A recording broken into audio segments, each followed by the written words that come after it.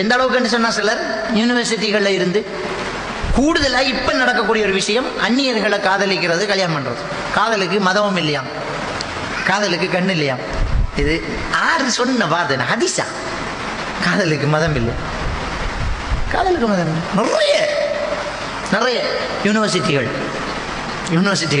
வேலை செய்யக்கூடிய இடங்கள் விளங்கிட்டான். இங்க இருந்தெல்லாம் என்னண்டா நம்முடைய முஸ்லீம் பையன் இன்னொரு மாற்று மத பிள்ளையை விரும்புறதும், நம்முடைய முஸ்லீம் பிள்ளைகள் மாற்று மத சகோதரரை விரும்புறதும், இதுக்குள்ள குடும்பம் சீரழிகிறதும். எவ்வளவு பெண் பிள்ளைகள் காவிர்களோட போய் இஸ்லாத்தை விட்டுப்பட்டு வாழ்ந்துட்டு இருக்கிறாங்கன்னு உங்களுக்கு தெரியுமா? எவ்வளவு பெண் பிள்ளைகள், எவ்வளவு பேர், எத்தனை ஆம்பளைகள் காவிர்களோட போயிட்டாங்க, நடந்துகிட்டு இருக்குது.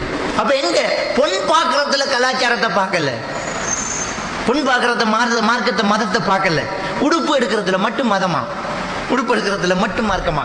எனவே ஆடையை அல்லாஹ் உதாரணம் சொல்றான் என்றால் அந்த ஆடை எடுக்கிற விஷயத்திலேயே நாம மார்க்கத்தை கவனிக்க வேண்டியவர்களாக இருக்கும். ஆடை எடுக்கிற விஷயத்தில் அது மட்டுமில்லை, அந்த ஆடை எப்படி நம்ம பராமரிக்கிறோம். நம்ம ஒரு ஆடை எடுத்துட்டோம்னா அந்த ஆடை எப்படி பராமரிக்கிறோம், அந்த ஆடை நமக்கு எதுக்கு? ஒரு ஆடை என்னுடைய மானத்தை பாதுகாக்கிறது, எனக்கு கௌரவத்தை தாரது, எனக்கு மரியாதை தாரது. ஆள் பாதி ஆடை பாதியம்மா.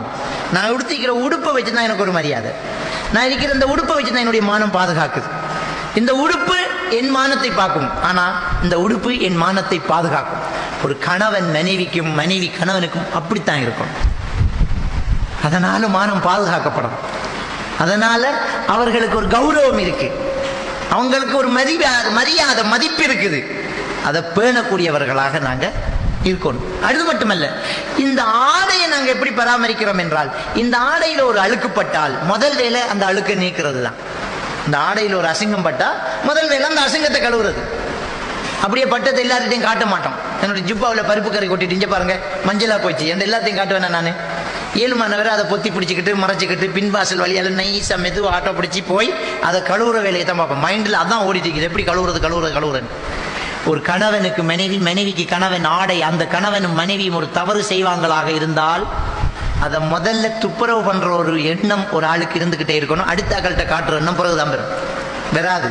நாம உடுப்பில் ஒரு அசிங்கம் பட்டத்தை ஊத்தப்பட்டத்தை மறைக்கிறது தான் முதல் வேலை. ஒரு கணவன் தவறு செஞ்சால் மனைவி மறைக்கணும், ஒரு மனைவி தவறு செய்தால் ஒரு கணவன் முதல்ல மறைக்கணும். மறைத்து திருத்தினால் தான் திருந்துறதுக்கான சந்தர்ப்பம் இருக்குது. 4 பேருக்கு முன்னால சாத்திட்டு குடும்பத்துக்கிட்ட அம்பலப்படுத்திட்டு புறவு திருந்தி வந்த என்ன பலன்?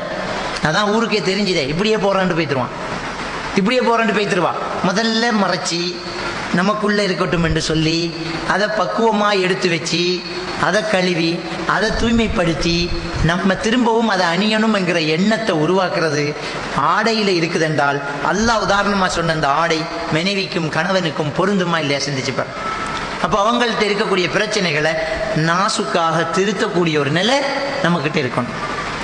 அந்த தவறுகளை மெதுவாக எடுத்து சொல்லணும், சொல்லக்கூடிய விதத்தில் சொல்லணும்.